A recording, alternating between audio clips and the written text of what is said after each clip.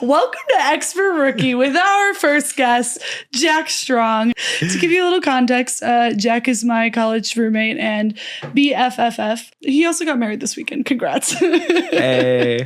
But let's start with this. Hustle culture. Thoughts? You gotta work hard. That's basically it. You gotta think about ways to make money and do them. Can you give me a little bit more?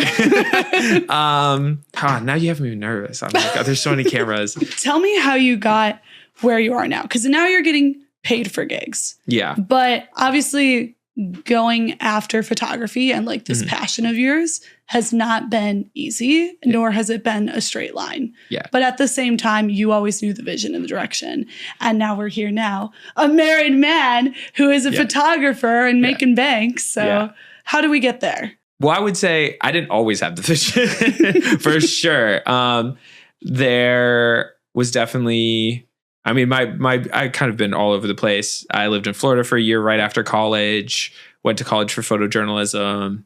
My parents are photographers, so that contributed a lot to my past, but it's also not your own for a really long time. That kind of like you're doing what your parents did. It's not your own. You're doing it because you're like, yeah, I know how to do this. And I have a leg up on everyone else, but I'm not necessarily super driven to be like, this is my thing. I think really in the last like 2 to 3 years, it's really become my own thing. Really moving to Atlanta, actually. Me and my now wife, moved from, that's crazy to say. This is the first time in like public I've said that. We moved together to Florida, and then we moved here afterwards for her to pursue working in film, props department. And we moved right at the point that the SAG-AFTRA strikes were happening. I came and was like, Atlanta's a great place for photography, I assume. You can make a photography business work anywhere. People always need photos. So let me figure out how to do that. And let's just say it didn't take off immediately.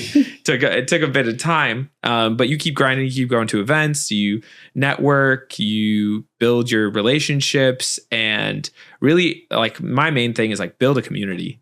You got to build a community. You can't be sitting cold calling and emailing every day. Like the majority of the jobs that I've gotten came through knowing someone and them knowing someone and recommending me to do that thing.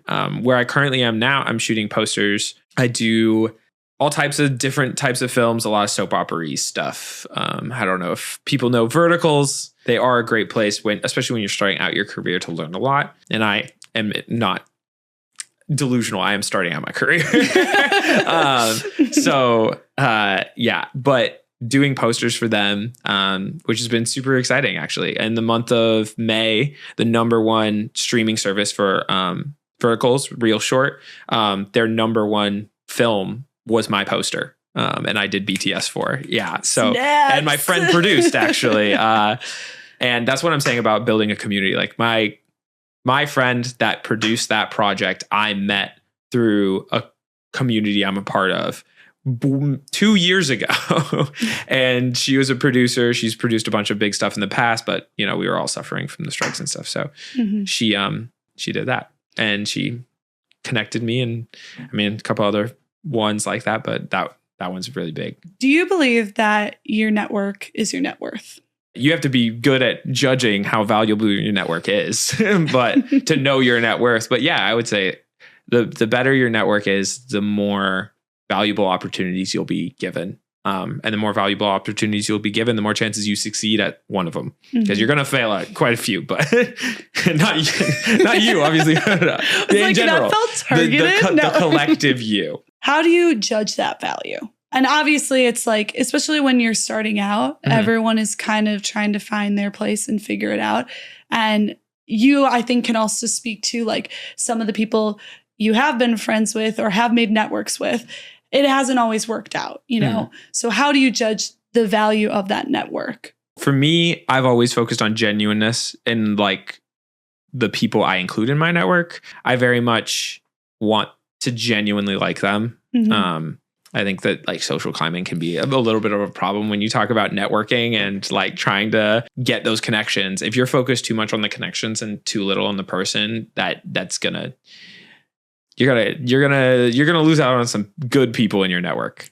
People who might not seem super valuable in the moment, but wow, that's a terrible way to talk about people. But like, but like people who don't necessarily seem like they can offer you a lot, that's not how you should be thinking about people. You should, if you like them, you like them. And if they succeed, be happy for them. And if they fail, be there for them. And then once they do succeed, because a lot of people succeed, you can both benefit each other. But you're benefiting each other not just because, you know, your network is your net worth, but because you're genuinely friends and genuinely want to support each other. And I think that's what's important. I think you can very easily get tied into the trap of your network is your net worth, but then it becomes disingenuous. And you're so focused on climbing a social ladder that people forget that this is about the genuine connections of supporting one another. But with that said, I think you can also go down the other line of in trying to be genuine and trying to make connections that are more than just your network. You can fall into traps of working with people who can harm your career. I would say in some ways I've kept some parts of my professional network and my social network like very separate. Work isn't everything. Money isn't everything. Like your community is very much almost equal to the value of your money and or more valuable than your money. Actually, it is more valuable than your money. I think that. But if that's what you're saying, like, yeah, absolutely. I agree with that. And I think that like building that network, it can be fun. It can be luck based. I mean, as I was telling you, our friends before the show, but our friends that we met here the second week we were here, it was just a chance meeting at a Mixer meet and greet, which like famously don't work that well. So sometimes it worked out super well for us. And then from their friends and our friends and meeting people on set. And I think working is really important, getting out there, making connections with people. You might not necessarily always take everyone with you from a job, especially in the freelance space and the gig space. Like you might not take everyone you meet on a job with you into your friend group, but there's a couple people in there that you're like, I think we naturally would hang out outside of work. And then you naturally hang out with them outside of work. And you're like, I think you might, let me host a party at my house and let me invite you and my friend group and some other people. And then everyone works really well together. I mean, just at our wedding or our wedding, Jesus, my wife and I's wedding, not right. I'm no single offense. For all the men out there. No, I didn't mean it like that either, but like, just so people aren't confused. But at my wedding, I think the coming together of you and Claudia and all of our friends from college and then our friends from Atlanta and our family members and like all of that and everyone working so well together and like building a community that like now we've got a group chat going. We've got all of this kind of support for one another and like that kind of a thing is the environment in which you try to foster. And when you can foster that kind of environment, it pays off. And there's hard times, there's difficult things, there's fights, there's crazy girlfriends, there's all kinds of things, but incest. Yeah. Not like actual, but you know, hopefully, friend group incest. Yeah. Hopefully that I will say that's a rough one to deal with. That's a friend group ender right there. But yes, I think that fostering those environments and trying to keep the peace is really what I focused on, and not just keep the peace, but keep the community, together. I think once you build that network, it can translate into work. It can translate into opportunity. It can translate into just happiness, which is ultimately super important. So kind of the goal of everything. Kind of the goal, right? I'm not in a place where I'd be like, money is no concern. And so because of that, despite that, I have the best friend group in the world. I am so happy. I just got married. Like, yeah, life is good. I think that people often forget to stop and be grateful for the friendships and relationships that they have and try to build new ones that they will continue to benefit from emotionally or otherwise. Yeah. Well, I think we get so caught up in this culture of trying to build a career for yourself. And especially in America, it's so corporate driven or go after the life of your dreams, but the life of your dreams is working 70 hours a week and building this financial empire for yourself instead of enjoying life, which is like the whole point of why I do what I do and like podcasting and actually going after the shit that I want in life. Yeah. And one of the things I constantly come back to is like, none of this really matters if you don't have the people around you who love you and support you. Because at the end of the day, when you're on an island alone, you're just kind of sad and depressed. Yeah. And that's not to say like, you know, your validation should come from inside of you. And it's not that you need other people to validate you, but it's like you want to share the joy and the wins with people in your life. At least that's my take on it. But it begs the question of, do you think happiness can be achieved? And how would you achieve happiness? Ooh. Okay. I think happiness can be achieved. I mean, I'm on cloud nine. I'm so happy right now, but I don't know. I don't necessarily agree with that. Your happiness comes from inside of you. I think your happiness comes from your relationships, from other people. I think you are part of what makes it work, but I think that there are usually like at least two other things that bring that happiness. And without those two other things, happiness will remain fairly elusive or difficult to achieve. I mean, we all have our highs and lows, but I think a consistent level of happiness is difficult to maintain without a variety of things. And I think the variety of things include self-confidence. I think you build confidence when other people accept you. And I think that when other people accept you and when you can build a community, have a community and are supported by your community, it builds kind of this trust that like this community is here for me. I don't have to be perfect. I'm not always analyzing every action that I have. I mean, I was incredibly anxious, even in college.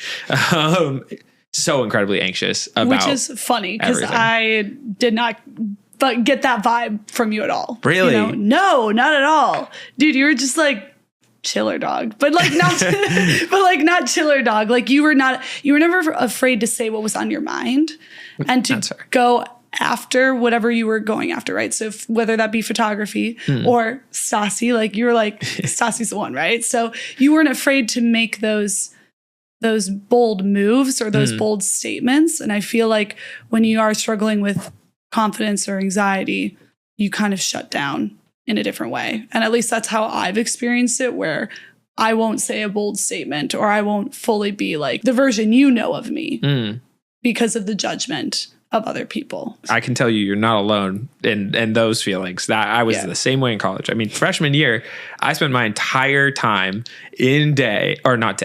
crazy. What was the name of our Haven? The toilet bowl? Yeah, the toilet bowl college. If any of you know Syracuse, they have a toilet bowl shaped dorm, and that's where we both were freshman year. But R.I.P. It was the worst. Probably the worst dorm you could get placed in. But literally. We were right next to what was the name of that party location? The parking lot. Delphine? No, the parking lot that all the freshmen would go to. Castle. Right? Yeah, Castle. Yeah. And there was one up the street from it too. But those two, I mean, I would hear the people going to them every single night of the week from my dorm room, being able to see all of them walk past my apartment. And I wanted nothing more to go. But my anxiety was like, no, don't do it. Like, you don't know any of them. You don't have people to go with. You don't have a community or social structure. Like, you don't know who to reach out to. And so my freshman year, I felt very alone. I mean, that's one of the reasons I joined DK my second year is that summer. I was like, I need to change something at college because I don't have a community. I have my classmates, but I didn't really take time to get to know them. I had my roommate, but we weren't living together because he was figuring some stuff out and dropped out of college for a year to go transfer colleges. So like my whole entire community that I thought maybe I had started building freshman year. I mean, I had you still, but like that year I was pretty isolated and anxious and just nervous about all the things a freshman in college would be nervous about. And I think that that led me to like, I was considering joining the frats, not DKA. DKA is a professional fraternity. For those who don't know, it's like film oriented and we do productions and stuff. It's gender inclusive. So it's both men and women.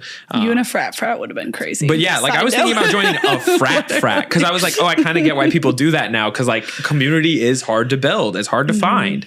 And it only gets harder after college. Like you move to a big city and it's like, you don't know anybody. Good luck. So I guess I would say with that, like, I think that when you're saying that like anxiety causes you to shut down, my anxiety caused me to do the same thing. When I hear you talk, I feel like it actually instilled in you the opposite, because you didn't shut down. You said, I need to make a change, and decided to go after that change. But that's fair. Most people wouldn't do that.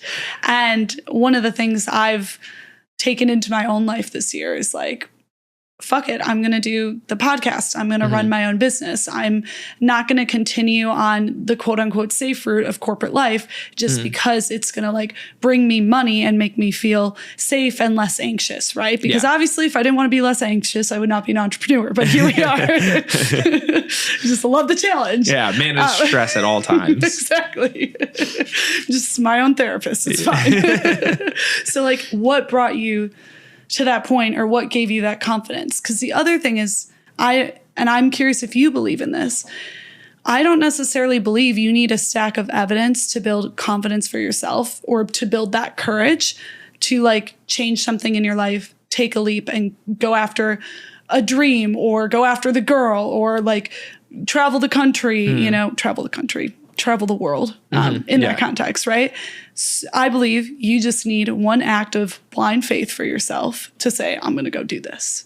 So like, A, do you believe that? And B, how did you come to this point of change in your life? I don't think you need a stack of evidence that you should be confident in yourself. I think you should always be confident in yourself. I don't know. My answer is going to sound really dorky. That's why I'm kind of avoiding saying it. Just say the damn thing. Listen, we are not here to judge you. And plus, I think your opinion is very valid based on, again, you made these decisions, right? And you took leaps of faith that got you to the point in your life where you've always wanted to be, from my understanding, right? Yeah. And on top of it, you're incredibly happy.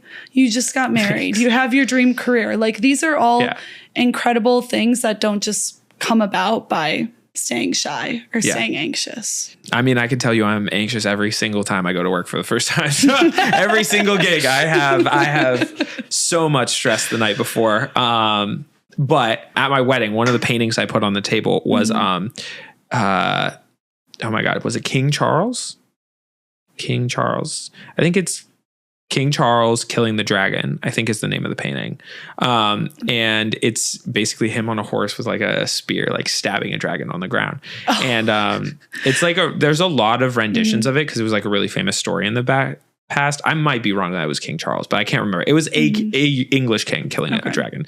And to me, that like symbolically represents overcoming anxiety. Like the dragon is anxiety, it's fear, it's the unknown, it's danger, it's stress, it's all of those things. And I think that painting really speaks to like overcoming your fear of going out and like fighting for yourself and fighting for your family, your goals, your dreams, and all of that kind of stuff. And so I would say to that like, I'm saying that because I think that like that kind of is part of like ideas like that starting making its way into my thought process, started being like, hey, I'm super anxious before a project, but I'm going to go anyways because something will happen. I'll fail or I'll succeed. And if I fail, well, I've got a new learning experience. And if I succeed, then awesome. Let's see how many of these successes I can go in a row.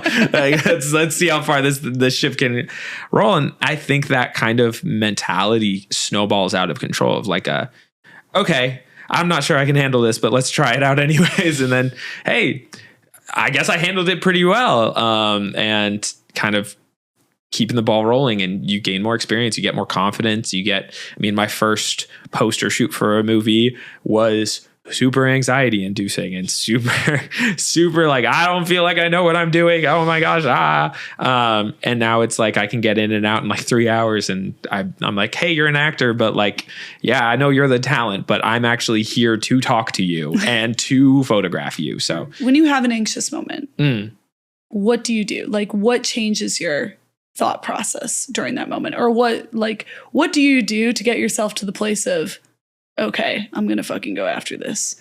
I think like the term slaying the dragon was what kind of was of like, okay, courage, strength, selflessness, like belief, and ultimately like the dorky thing that I was trying to do, faith in God is part of that as well. But for me, particularly, I think those kinds of things, I mean, give you strength to push forward through those anxieties. And just kind of the realization that like your anxieties are you. And so you'll have to figure out how to get through them at some point. You can't let them control your life. That's no fun. How do you feel like your faith has played into it? I was trying to avoid that, but if you want to make that the podcast topic, I'm happy to talk about it. Well, I just wasn't sure how much we wanted to get into that. But no, I think it's a really important thing to talk about, and it's not everyone believes in God or something more, right? But there's a lot of people out there that do that. It has like, or people who have had faith completely change their life, right? Yeah. And I think understanding the core of it, and like also just outside of that, it is a hot topic of conversation where I think people are actively trying to figure out what is the purpose, right? Yeah. So I think it's an important conversation to have. How my faith has played into it is insofar as like, if I am in the hands of something greater, right? If their plan is what is playing out for me, my failures are for a reason and my successes are for a reason, and things play out rationally. It's not this nihilistic blind God of a universe being like, you're gonna be killed randomly and you're gonna all of this kind of stuff. Things just happen to you. It's like, no, there are reasons for why things succeed and why things don't. And they're in the hands of something that has some sort of a plan. Now that's incredibly optimistic. I'll recognize that. Other people obviously will think that. But I think it's better for you. I also think it's better to have that optimism. It allows you to be grateful. It allows you to, I've had plenty of hardships in my life. Plenty is maybe a generous term, but like I've had hardships in my life. I've struggled a lot personally with anxiety, with depression, with difficult relationships, with addiction, all kinds of things. And I would say that like, I am grateful for what I have despite those things, despite my own mistakes, despite my own shortcomings. I'm so grateful for what has happened despite all of that. And I think that if you don't necessarily have faith in something greater or something with a plan, why be grateful for, like, why be grateful? Why?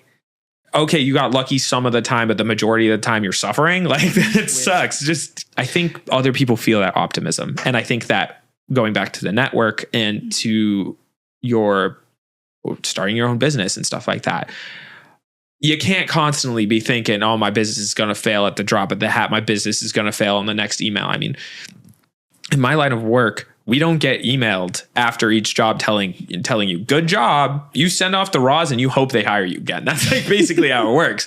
And so it's like, you have to place trust that you're doing something right and they hired you for a reason and they liked your work. And if they don't, all right, you got to figure out what to do then. But you can't sit there constantly being like, well, they haven't emailed back and it's been 24 hours. So my business must mean I should go try something else. It's like, no. Just because I've been working at this for 3 years and it's not working out doesn't mean I should stop. Understanding that faith is an incredibly important component. And by faith, I just mean belief in yourself and belief in outside yourself of a plan or a reason for everything taking place. I think that's super important. What do you think the plan is? Or do we not know? Is that the whole, I think it's an interesting topic of it does create so much optimism, right? That is, I think, a huge point of faith is to believe in something bigger than yourself.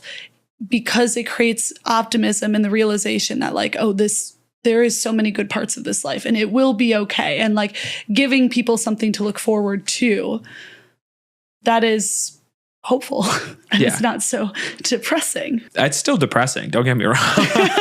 And my faith isn't out there being like, oh, you're not going to suffer. You're not going to fail. You're not going to die.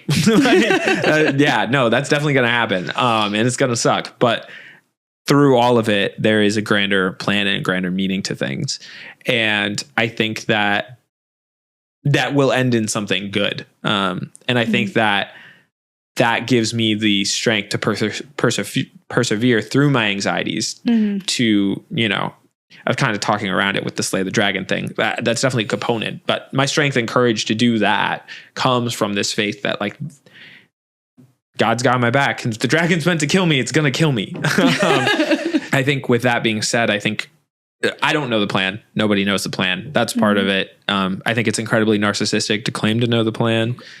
There are ideas of what the plan may be, but how the specific plan works out on a day-to-day basis in your life, in my life, in others' lives, and in any of that stuff, it's incredibly narcissistic to think you know where it's going. And I think that's one of the reasons I can be so hopeful, because if I thought I knew where it was going, why would I need to have faith in something, right? It's not faith at that point. It's just understanding, and understanding isn't something that you need to have faith for. You get it. You know what's happening. So I have faith that it's going to happen that way. You know it's going to happen that way. And so I think I think that's why.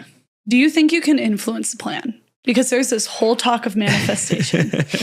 There's just like this social media culture movement right now of like, I'm going to manifest this for my life, right? And like the house of my dreams. And it's like, for a lot of people, it happens. So like, how do you think that plays into all of this? Or does it not at all? I mean, I would say religion's had manifesting for thousands, if not hundreds, tens of thousands of years. It's called prayer. You're like, oh, let me ask the thing I think represents the good in the universe to do something for me. It's the same thing. You're just taking specificity out of it, in my personal opinion. And that's no judgment. Go do your thing. But I prefer to be specific. I think it's going to work out because of God or because of whatever you may believe in, or and by you, I mean the royal you and you, but like everybody. It's interesting, right? Because as someone who grew up Catholic and walked that walk for a very long time, and then is like actively in the process of rediscovering what God and faith means to me, not through a religious context or like, nothing against my parents, but like, the force of your parents and like understanding what that means. And also I do think there's so much more to our understanding, right? Especially with all of the neuroscience that's coming out behind meditation and how energy works in our life, right? I think it's interesting to hear your perspective on it and hear other people's perspective as I'm walking through this and as other people are walking through it. Yeah. And figuring out how it plays into your life. And also knowing that, like, for me personally, miracles have happened. Crazier shit has happened, you know?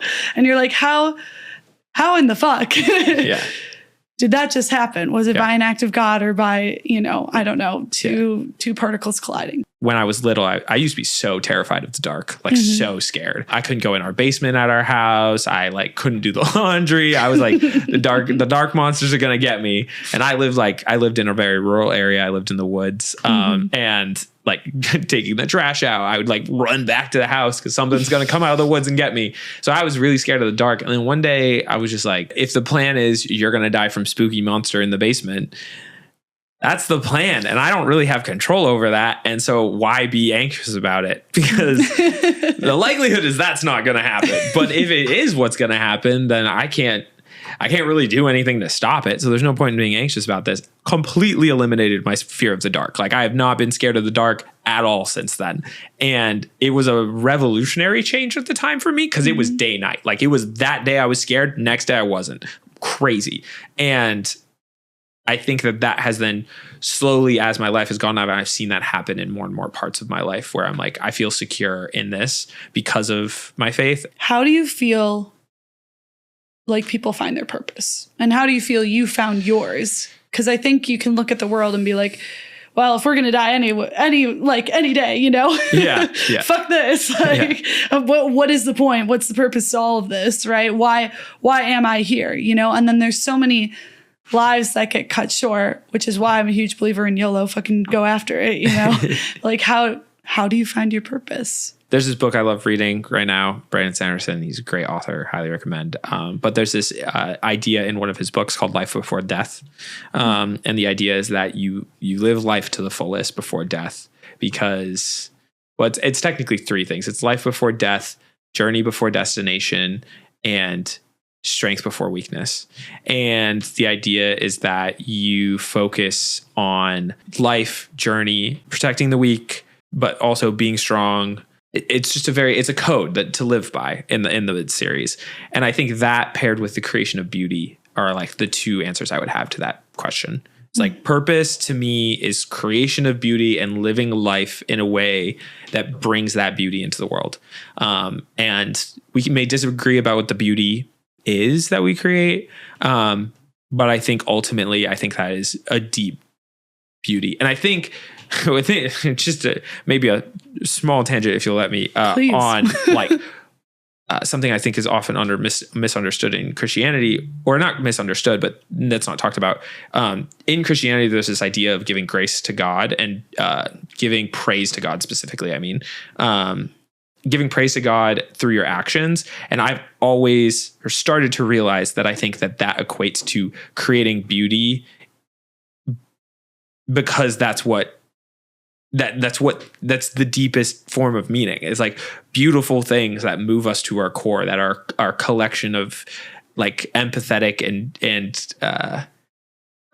collective moments of just awe and wonder, and you lose your anxiety, like disappears, you shed your burdens. And like I think the ability to do that in the face of beauty is just so amazing. That's why museums need to be supported at all costs.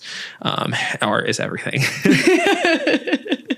This podcast is sponsored by the Museums of the United States. I wish the Met should sponsor me, please.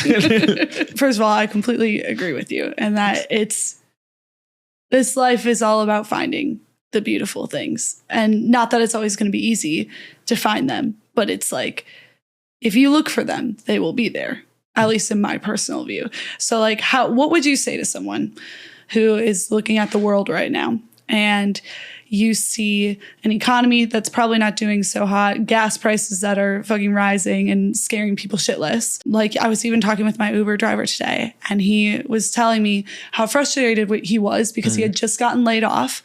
And now he has to Uber for a living, and it doesn't pay him well at all, and he can't make his rent. And it's like, in those moments, it's really fucking hard to see anything that is good. And I have been there, right? I've lost my job 4 times, and you're just like, what the fuck is good? Like, so when that's happening, how do you find the beauty? Where do you look? Love the question. Want to say one thing?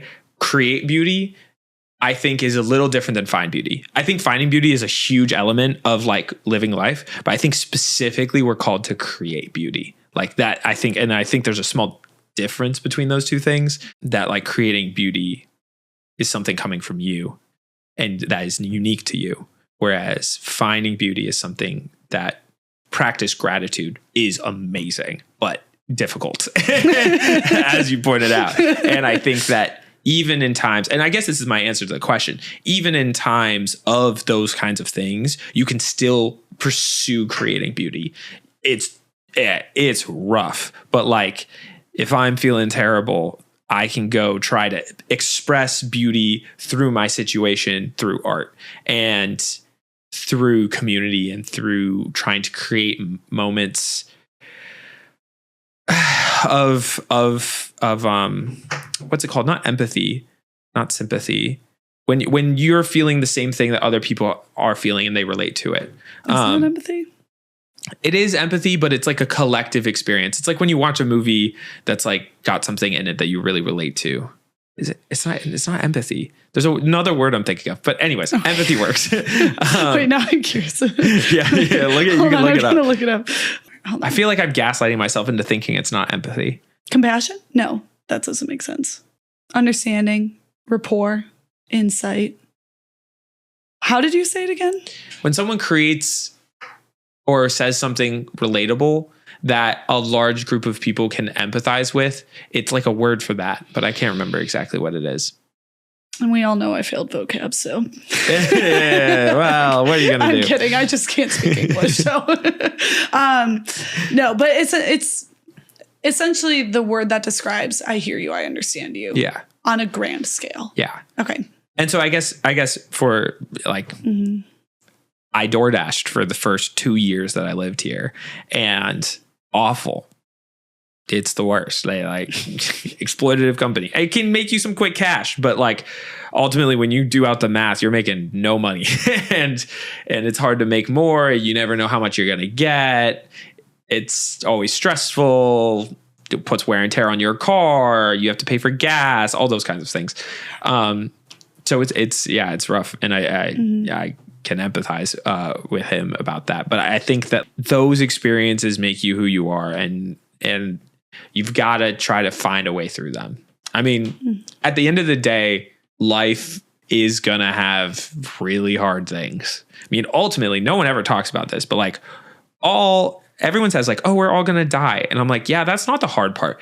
Everyone you know is going to die, and you don't know who's going to do it first. All of our parents are more than likely at some point. And I feel like it's interesting that like my family or like older people don't talk about this more, but like, I mean, I guess they do. And we just don't listen very well. I don't listen very well.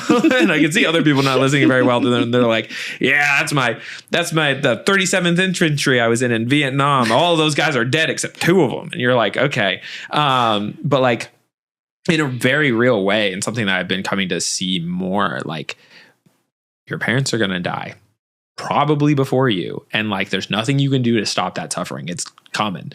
You've got to build that ability to bounce back from those things at some point, because if you don't, you're just gonna let life crush you. And like, yeah. And I think belief that it all has a purpose is important. I also think that a community to support you is important to get you through those hard times, and isolating yourself is gonna do the worst things possible for you when one of those bad things does end up happening. Which I think is funny, because I feel like a lot of people think that isolation is actually the solution, and it also makes them less of a burden to other people. Yeah. And so therefore they isolate and they don't talk to anyone. And I also have done this. So like speaking from experience, but instead it actually just makes the problem worse. And then you also make your relationships worse because you put a barrier between you and your friend, and this invisible barrier then creates a distance between you guys, because you're no longer speaking and no longer creating connection through understanding each other's experience of what they're going through. Yeah. But to your point of the whole, like, our parents are going to die thing, right? So I found out some pretty like shitty news about my grandma lately. And you start to realize, like, that's my mom's mom, and I can't even imagine what she's going through right now. I think we often talk about fighting with our parents like it's a culture thing. Like, it's super cool to fight with your parents. And you know what I mean? Like, people act like, me and my mom fought again. One day your kid's going to do that to you. So. Oh, I'm not excited for that day. Right? But we think it's so cool to talk about how much we fight with our parents or don't get along. Don't get me wrong. There's a lot of tough parent-kid dynamics out there that I genuinely can't speak to, because my parents have done everything in the world to support me and make sure that I am on my feet. And like, even when I'm not necessarily succeeding, they're showing me love. But we take the little moments in life, the fights, the quote unquote disappointments of our parents, and we make that the story of our perception of our relationship with them.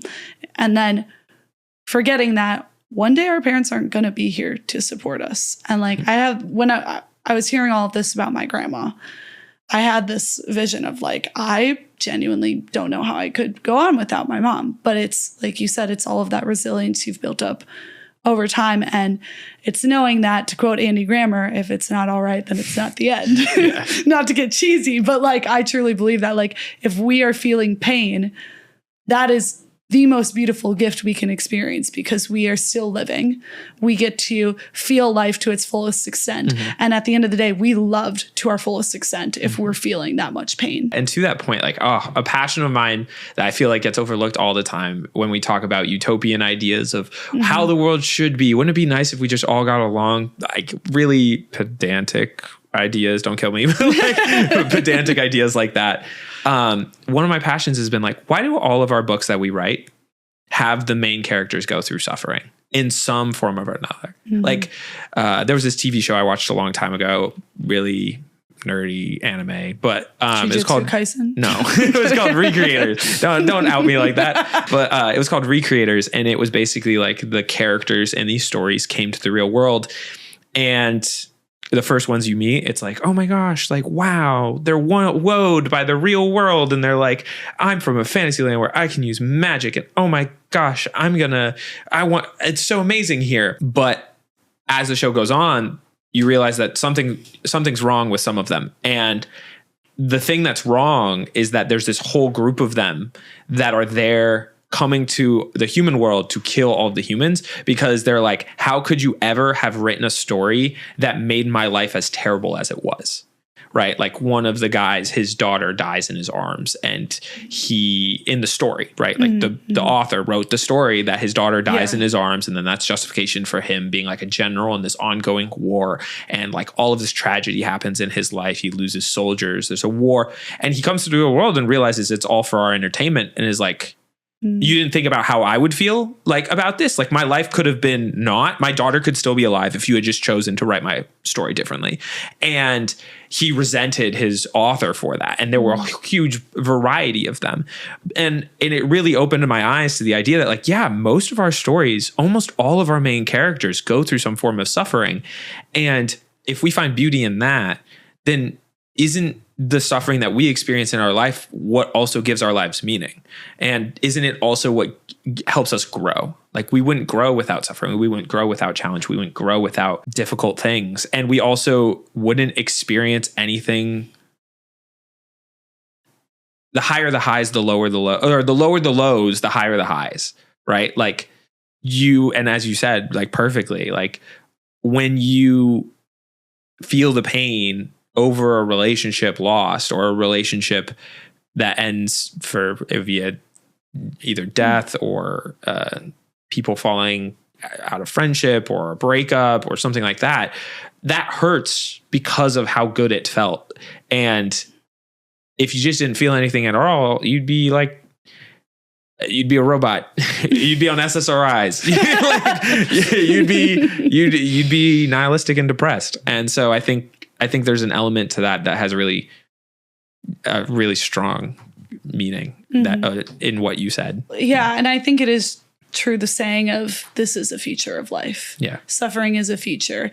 And no matter how many multiverses they create, for Spider-Man or Superman or whatever, there is still some form of suffering, and you just do it in a different way. Yeah. And it's like the butterfly effect. Yeah. So you go and you change one thing only to have it come out as a different piece of suffering in a different way. Yeah.